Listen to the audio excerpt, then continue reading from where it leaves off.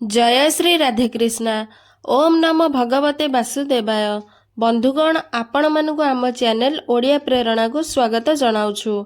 आज आसंतु भैमी एकादशी बा जय एकादशी व्रत कथा सुनिबा। माघ मास शुक्ल पक्ष एकादशी तिथि को भैमी एकादशी बा जय एकादशी बोली कुहाଯାଏ। वर्षर 4टी बड़ एकादशी मध्यरे एहा एक बड़ एकादशी बोली माना जाए। पद्म पुराण रे भैमी एकादशीर महत्व वर्णना करा जाइछि। पद्म पुराण अनुसार मृत्यु परे मनुष्य को तार अदृश्य शरीर को जीवाक पड़ी थाए, जहाको भूत पिचास जोनि बोली कुहाଯାଏ। भैमी एकादशी करुथिबा भक्त को केबे भी भूत प्रेत पिशाच जोनि प्राप्त होई न थाए, एसबुरु मुक्ति मिली थाए। तेबे आसंतु भैमी एकादशी बा एही बड़ एकादशीर पौराणिक व्रत कथा सुनिबा। महाराज युधिष्ठिर भगवान श्रीकृष्ण को पचारिले, हे परम ब्रह्म, हे जगन्नाथ, कृपा करी माघ मास शुक्ल पक्षरे पड़ुथिबा भैमी एकादशीर महात्म्य कौन बुझाई कुहतु। एही एकादशी करिबा द्वारा मनुष्यर कौन होइथाए एवं एहा केउ विग्रह को पूजा करा जाइथाए।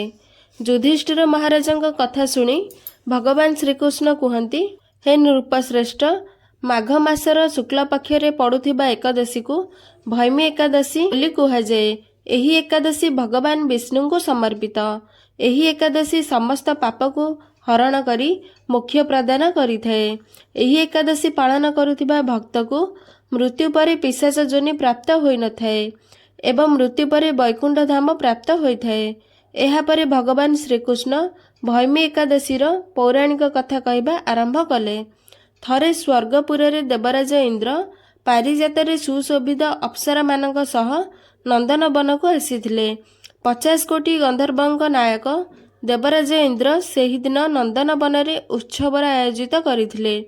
देवता ऋषि मुनि समस्ते उत्सव उपस्थित थिले।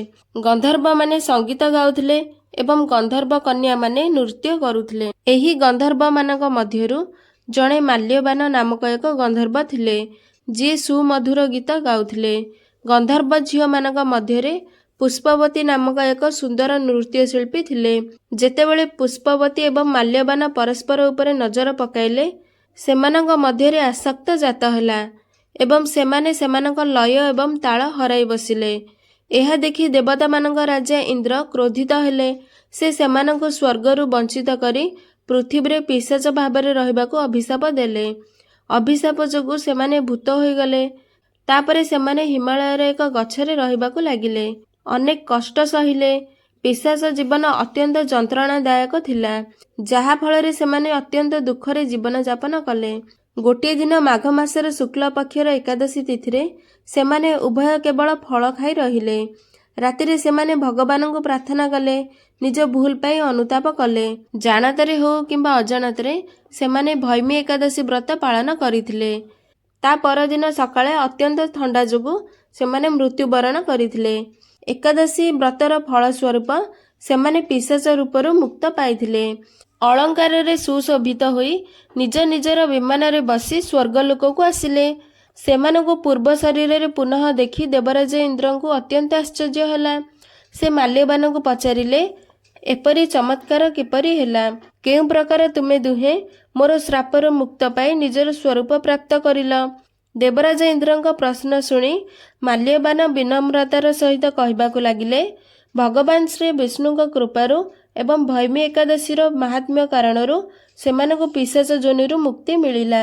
यह शुणी देवराज इंद्र अत्यंत प्रसन्न हेले एवं बड़ आदरर सहित से दुहिंकु स्वागत करी कहिले, भगवान विष्णुंकर शरणगत भक्त एवं तांको कृपा प्राप्त होइथिबा जीव मो पाई मध्य पूजनीय।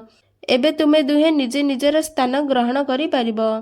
कथार शेष करी भगवान श्रीकृष्ण युधिष्ठिरंकु कुहंती, हे राजा, प्रत्येक मनुष्य को एही परम पवित्र भैमी एकादशी व्रत पालन करिबा निहाती आवश्यक। एहार पालन करिबा द्वारा समस्त यज्ञर एवं दानर फल प्राप्त होइथाए।